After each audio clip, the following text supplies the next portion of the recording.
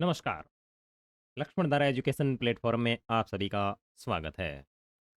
प्यारे साथियों, अपन राजस्थान अध्ययन की सीरीज के अंदर सिक्स क्लास के तीसरे अध्याय की बातचीत कंप्लीट कर चुके थे और अभी अपन इस वीडियो के अंदर आपके अध्याय 4 राजस्थान में प्राचीन सभ्यता स्थल के संदर्भ में बातचीत करेंगे, जो आपके राजस्थान में होने वाली सभी प्रतियोगी परीक्षाओं के लिए इम्पोर्टेंट है एंड फॉर ऑल एग्जाम।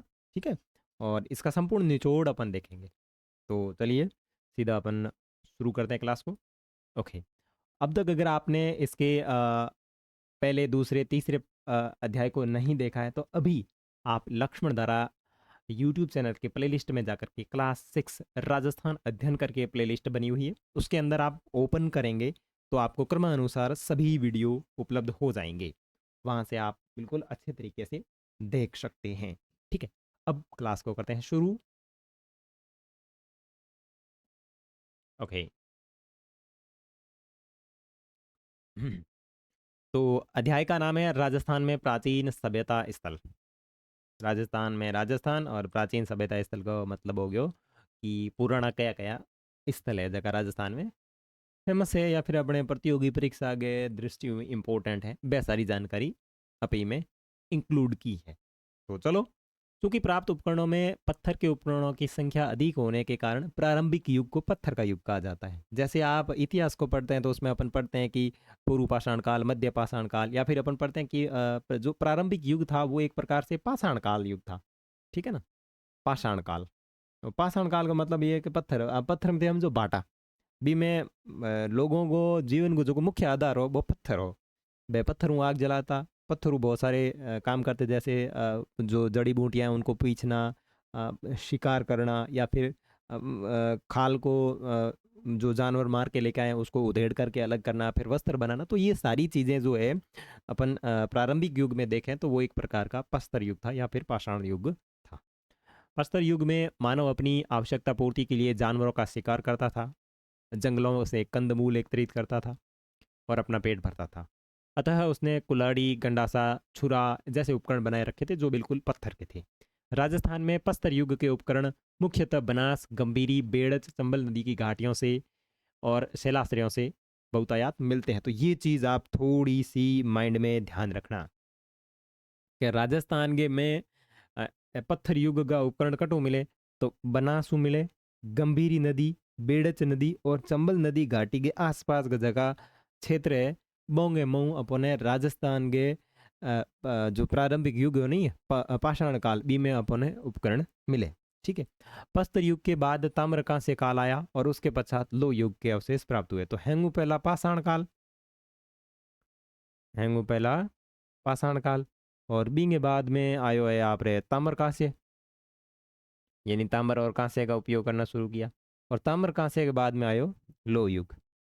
तो ए तीन मतलब बड़ी बड़ी कालीन स्थिति कह सकते हैं। ठीक है ना, तो प्रस्तर युग के बाद में ताम्र कांस्य काल और उसके पश्चात लो युग के अवशेष अपने को प्राप्त होते हैं।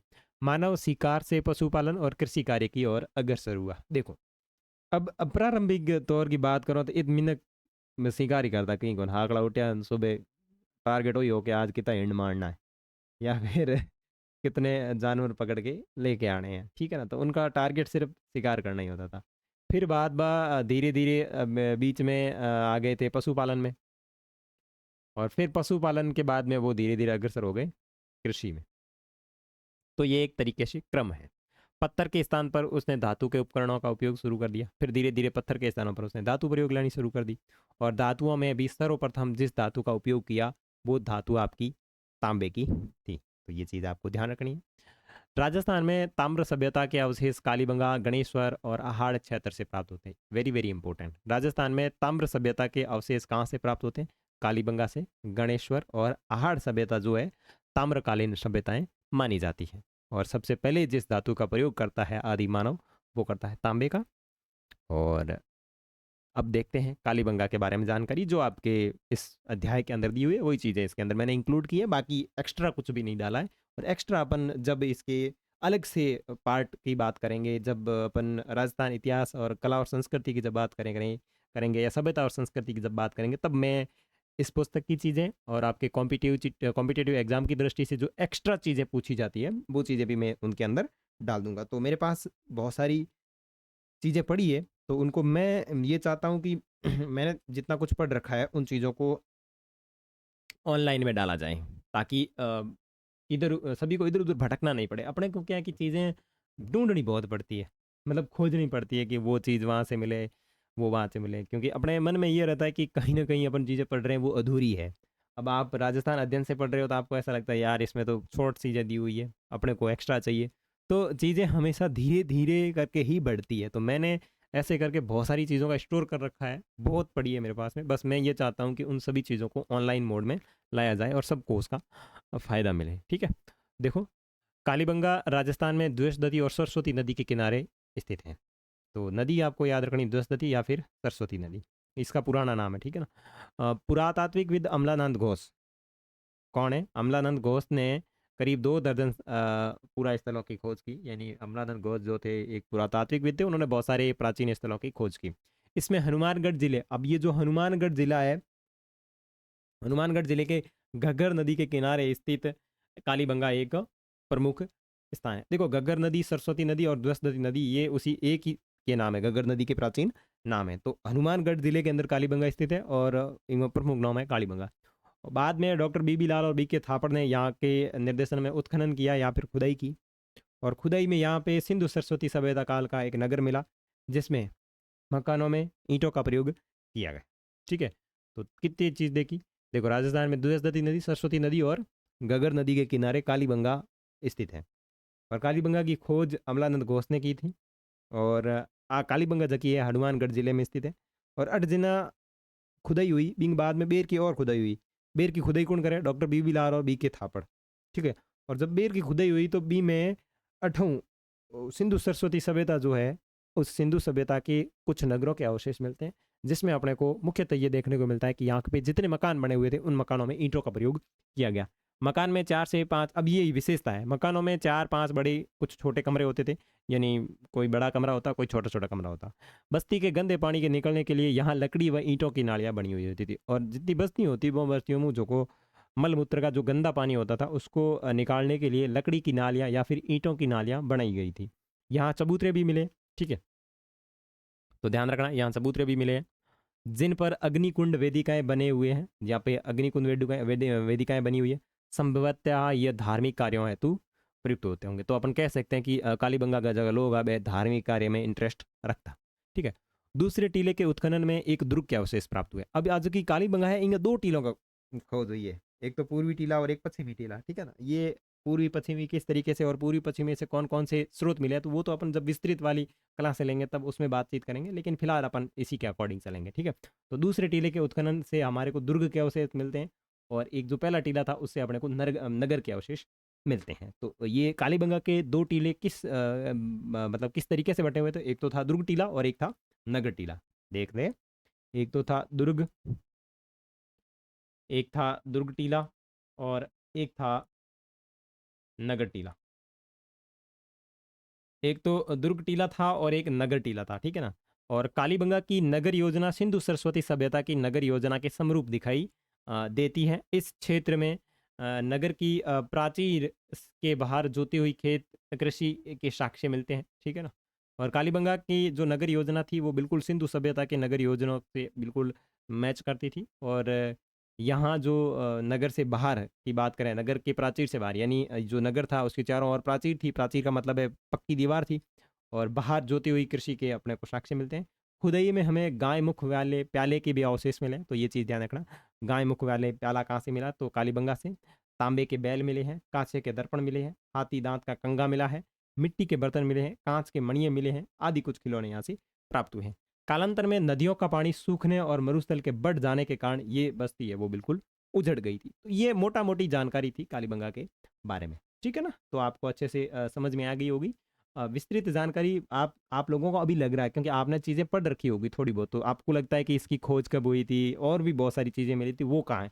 तो ये अपने 6 क्लास के अकॉर्डिंग इतनी ही जानकारी इसमें दी हुई है। जैसे 7th में थोड़ी और बढ़ जाएगी, 8th में और बढ़ जाएगी, 9th 10th इसमें और बढ़ जाएगी। ठीक है ना, तो उनमें अपने विस्तृत रूप से बातें करेंगे। ठीक है, उसके बाद में है अघाटपुर या पहाड़।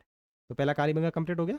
उसके बाद में आगाटपुर या आहाड़ जो है वो उदयपुर के पूर्व में आयड़ या फिर बेड़च नदी के किनारे दो टीले दिखाई देते हैं जिन्हें स्थानीय लोग धूलकोट कहते हैं। तो आहाट या आघाटपुर जो है आपका, या फिर आहाड़ जो सभ्यता है, इसका अन्य नाम जो है वो धूलकोट है। और ये बस्ती पहले ताम्रवती के नाम से जानी जाती थी। ताम्रवती के नाम से जानी जाती थी। ऐसा प्रतीत होता है कि तांबे के औजारों का निर्माण जो केंद्र था, इसका निर्माण केंद्र होने के कारण ये नाम पड़ा होगा। 10वीं और 11वीं शताब्दी में इसको आगाटपुर कहा जाता था। ये चीज भी ध्यान रखना है और ये भी ध्यान रखना। यहाँ से प्राप्त मकानों की दीवारों पत्थरों एवं मिट्टी से बनी हुई है। ठीक है, तो दीवारें जो है पत्थर और मिट्टी से बनी हुई है, जिनकी छत है वो बांस व केलू से बनी हुई है। तो छत पे बांस और केलू का प्रयोग किया गया। और बड़े कमरों के बीच में बांस की पर्दी पर मिट्टी चढ़ाकर उसे छोटे छोटे कमरों ओवरों में विभाजित किया गया है, यानी उसके बीच में पार्टीशन डाला हुआ है। ठीक है ना, जो बड़े बड़े मकान है पार्टीशन डालते हैं ना, उसी तरीके से। उसके बाद में आगे देखो, मकानों में 4 से 6 चूल्हे मिलते हैं, जिससे अपने को ये लगता है कि यहाँ कोई संयुक्त परिवार रहा होगा। और 5 से 6 चूल्हे तभी होते हैं जब बहुत बड़ा परिवार रहता है, तो भोजन विधि के लिए ये साक्ष्य है एक प्रकार से। यहाँ उच्च कोटि के चावल उत्पादित होते थे। ध्यान रखना, राजस्थान में किस सभ्यता स्थल से अपने को ये अनुमान मिलते हैं कि यहाँ पे उच्च कोटि के चावल उत्पादित होते हैं, तो ये है आपकी आहाड़ सभ्यता। ठीक है, जोधापुर में स्थित है, आयरन नदी के किनारे या फिर बेड़च नदी के किनारे। आहड़ में भट्टी नुमा चूल्हा मिला है, इससे ये माना जाता है कि यहाँ तांबा पिघलाया जाता था।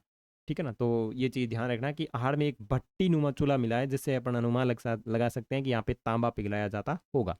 आहड़वासी बर्तन बनाने की कला में दक्ष थे, ये बर्तन भी बहुत अच्छे बनाते थे। यहाँ मिले लाल मृद भांड हाथ की सफाई तथा अलंकरण की दृष्टि से उत्कृष्ट है, यानी वहाँ पे बहुत अच्छी डिजाइन होती थी उनके ऊपर। और धूलकोट के 1951-52 में हुए उत्खनन में तख्तरियाँ,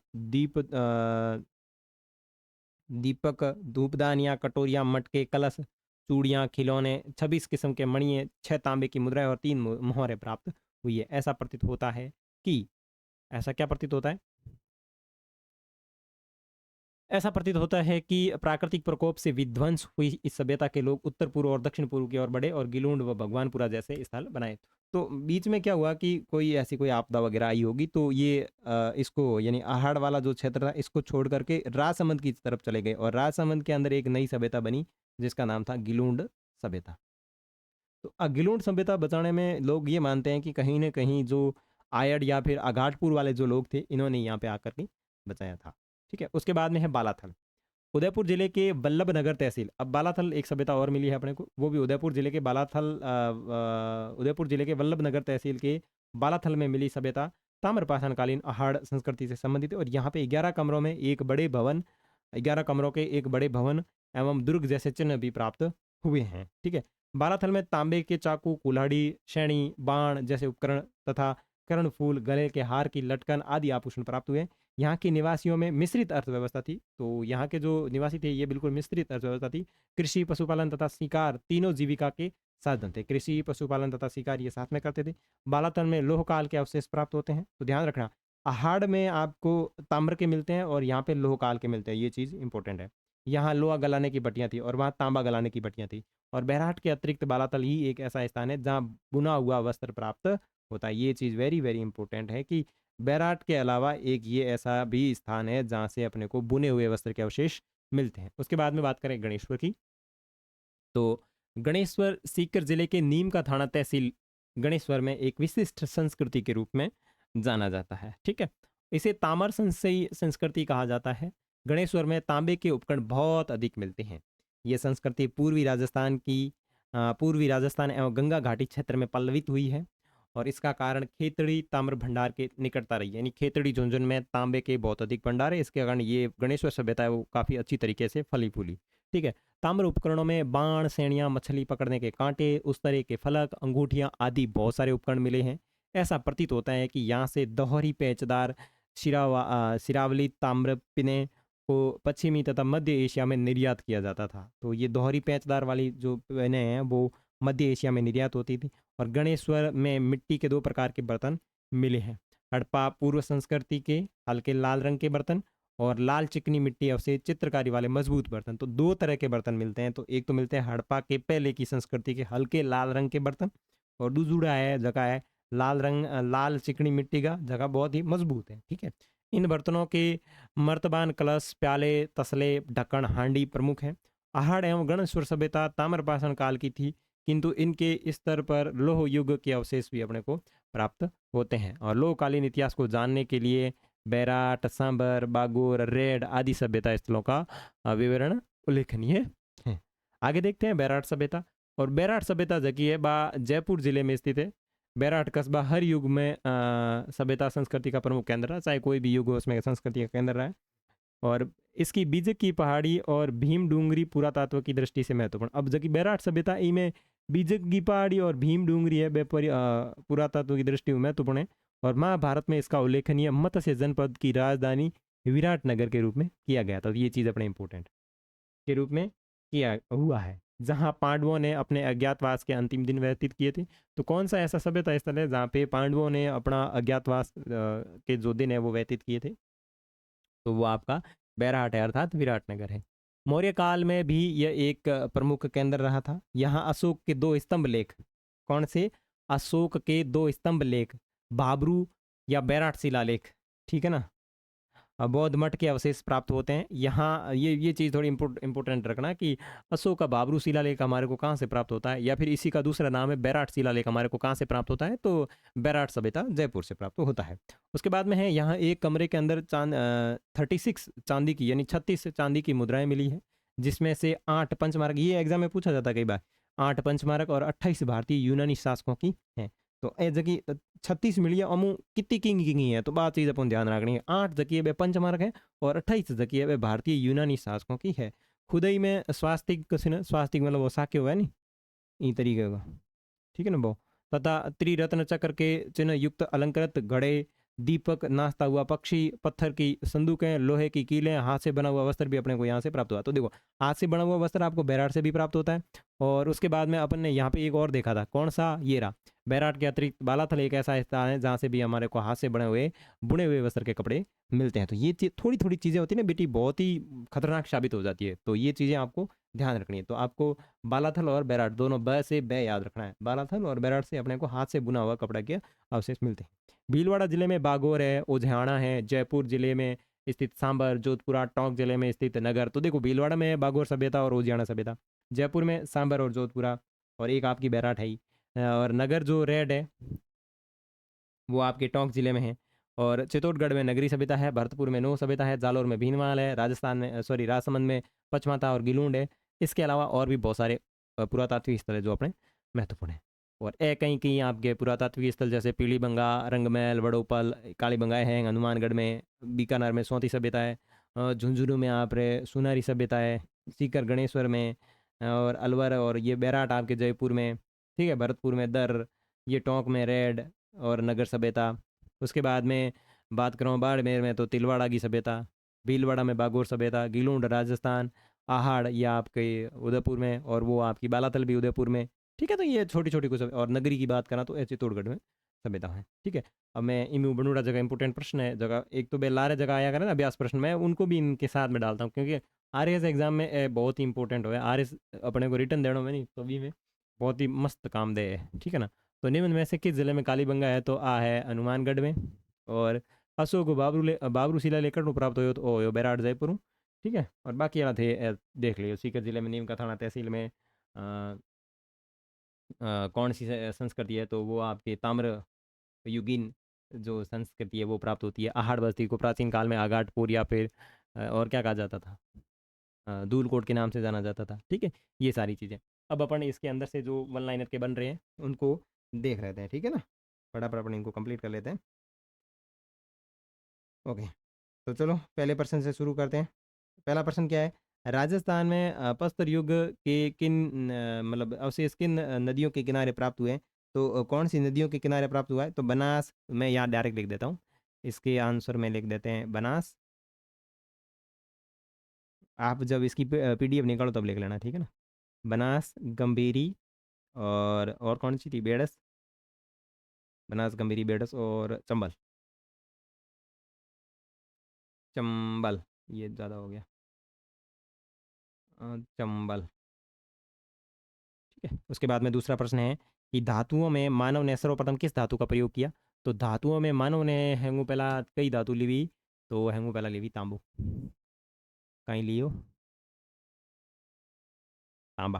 राजस्थान में ताम्र सभ्यता के अवशेष कहाँ से प्राप्त होते हैं? तो राजस्थान में ताम्र सभ्यता के अवशेष 3 जगहों प्राप्त हुए। तो एक तो हुए कालीबंगा,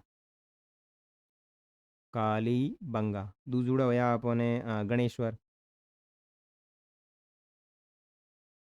और तीसरा हुआ आहाड़। लेकिन बालाथल में नहीं हुए। बालाथल आपकी जो सभ्यता उदयपुर की है उसके अंदर से लोह गलाने की भट्टियों के अवशेष प्राप्त होते हैं। कालीबंगा सभ्यता किस नदी के किनारे स्थित है? तो ये है आपकी सरस्वती नदी। सरस्वती नदी। कालीबंगा की खोज किसने की? ओके। कालीबंगा की खोज किसने की? तो अमलानंद घोष ने। अ, अमलानंद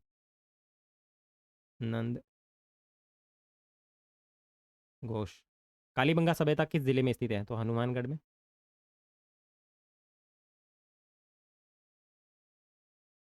ठीक है। 7 नंबर पे है अमलानंद घोष तो हो गया। 7 नंबर अमलानंद घोष की सभ्यता की पहचान के बाद कालीबंगा के उत्खनन करने वाले कौन थे? तो बीबी लाल और बी के थापर। बी बी लाल और बी के थापर। ठीक है।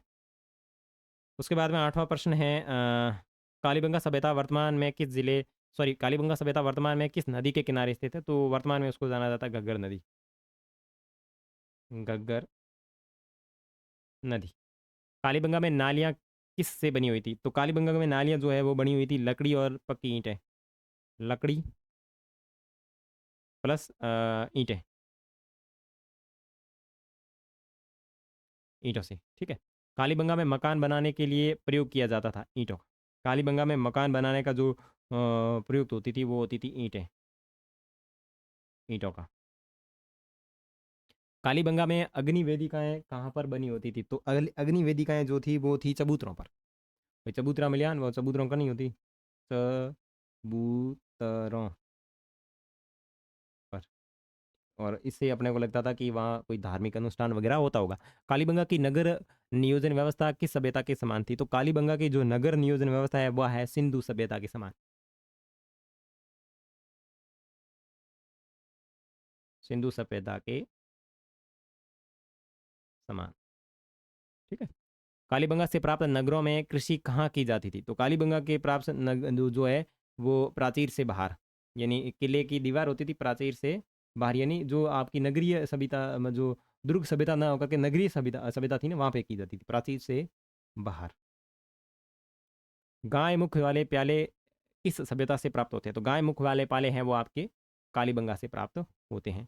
तांबे के बैल की मूर्ति कहाँ से प्राप्त होती है? ये भी आपके कालीबंगा से प्राप्त होती है। कांस्य दर्पण का अवशेष जो है अपने को कहाँ से प्राप्त होता है? कालीबंगा से प्राप्त होता है। किस सभ्यता 17वां प्रश्न, किस सभ्यता से हमें हाथी दांत का कंगा मिलता है? तो ये भी कालीबंगा से मिलता है। कालीबंगा सभ्यता का विनाश किस कारण हुआ? तो देखो 18वें में लिखो नदी का सूखना और मरुस्थल का बढ़ना। नदी का सूखना और मरुस्थल बढ़ना। मरुस्थल बढ़। उदयपुर के धूलकोट का संबंध किस सभ्यता से है? उदयपुर की धूलकोट जो सभ्यता है उसका संबंध है आपका आहाड़ सभ्यता से।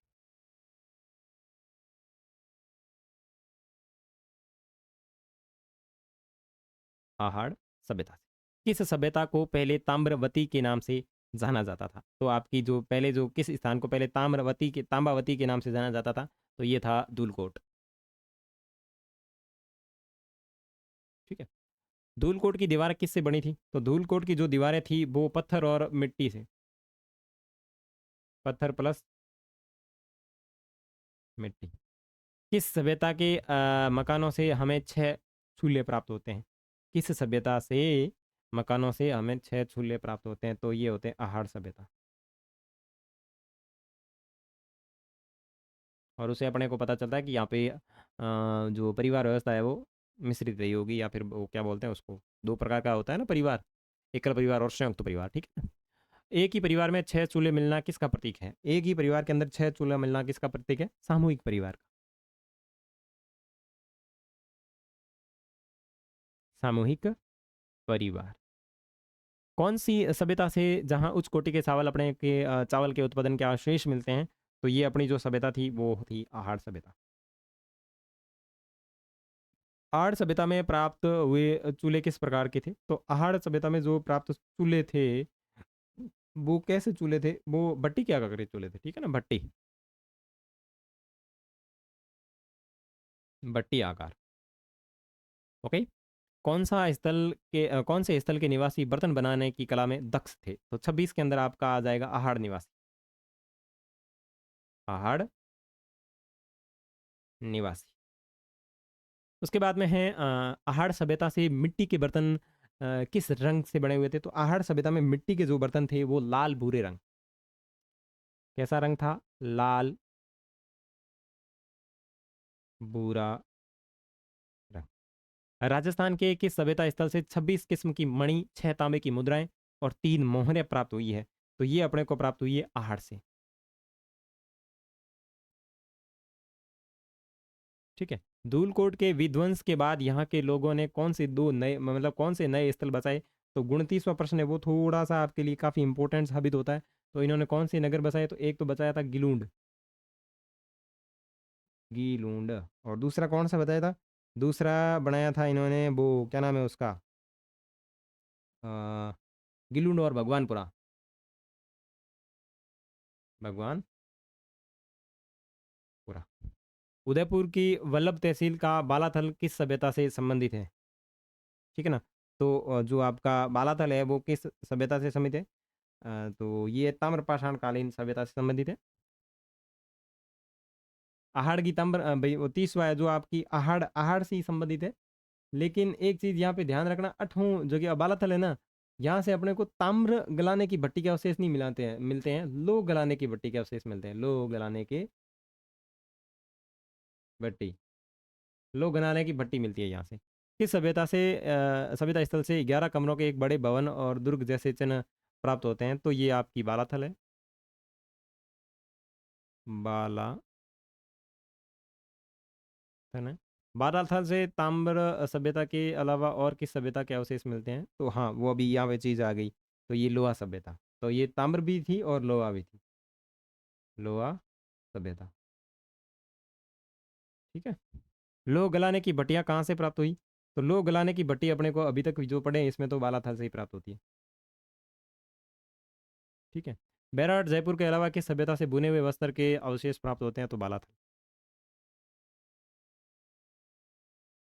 बालाथल। गणेश्वर सभ्यता के अवशेष कहाँ से प्राप्त होते हैं? ओके, गणेश्वर सभ्यता के अवशेष अपने को प्राप्त होते हैं सीकर, सीकर के कौन, नीम थाना, नीम का थाना, नीम का थाना। गणेश्वर सभ्यता को किस नाम से जाना जाता था? तो ये जाना जाता था ताम्र संचय, ताम्र संचयी सभ्यता। गणेश्वर से कौन से तांबे का उपकरण पश्चिमी तथा मध्य एशिया में निर्यात किया जाता था? तो बे दोहरी पेंचदार वाली पिन, दोहरी पेंचदार पिन, ठीक है। गणेश्वर सभ्यता से कितने प्रकार के मिट्टी के बर्तन प्राप्त होते हैं? तो 2 प्रकार का मिट्टी का बर्तन प्राप्त हुआ है। लोहकालीन पुरातात्विक स्थल राजस्थान में कौन कौन से हैं? लोहकालीन पुरातात्विक स्थल कौन कौन से हैं? तो बैराट, बैराट के बाद में सांबर, और सांबर के बाद में बागोर, बागोर के बाद में रेड। बैराट राजस्थान के किस जिले में स्थित है? जयपुर। बीजक की पहाड़ी और भीमडुगरी का संबंध किस स्थान से है? बैराट से, एविंग बैराट का 2 प्रमुख स्थान है।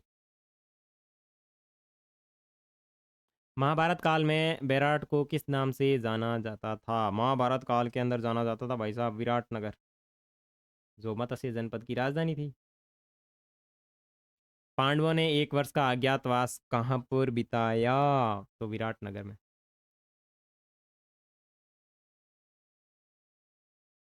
राजस्थान में मौर्य काल का प्रमुख केंद्र कौन है? तो विराट है।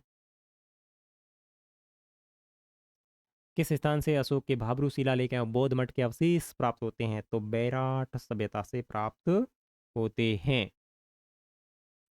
तो ये लो बैराट। राजस्थान के किस सभ्यता स्थल से एक कमरे से 36 चांदी की मुद्राएं प्राप्त होती है, सिल्वर की मुद्राएं प्राप्त होती है? तो ए वे बैराट हूँ। 36 चांदी की मुद्राओं में से कितनी भारतीय और कितनी यूनानी शासकों की थी? तो वो मैं चीज़ बता रहा था आपको, कितनी भारतीय शासकों की। तो देखो, यूनानी शासकों की थी 28 मुद्राएं।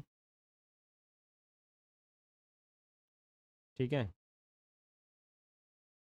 और भारतालों की मतलब यूनानी शासकों की ही 28, और भारतालों की कितनी ही 8। सॉरी, 8 जो थी वो थी ये अपने पंचमार्क, और 28 जो थी वो यूनानी शासकों की। ठीक है ना। ओके। कहाँ की खुदाई से स्वास्तिक तथा त्रिरत्न चक्र के चिन्ह, आयुक्त अलंकृत घड़े, दीपक, नाचता हुआ पक्षी, पत्थर की संदूक, लोहे की कील एवं हाथ से बुना हुआ वस्त्र प्राप्त होता है? तो ये होता है बेराट सभ्यता से। ठीक है। तो प्यारे साथियों, उम्मीद करता हूँ आपको यहाँ तक चीज़ें बहुत अच्छी तरीके से समझ में आई होगी। और नेक्स्ट अपन 5वें अध्याय की बातचीत करेंगे। अगर आपको ये जानकारी अच्छी लगी है तो प्लीज़ वीडियो को लाइक करें, कमेंट करके बताएं कि आपको जानकारी कैसी लगी, और साथ ही साथ इस वीडियो का लिंक अपने दोस्तों और एजुकेशन ग्रुप के अंदर शेयर ज़रूर करें। मिलेंगे 5वें अध्याय में। तब तक इन चीज़ों को पढ़ें और आनंद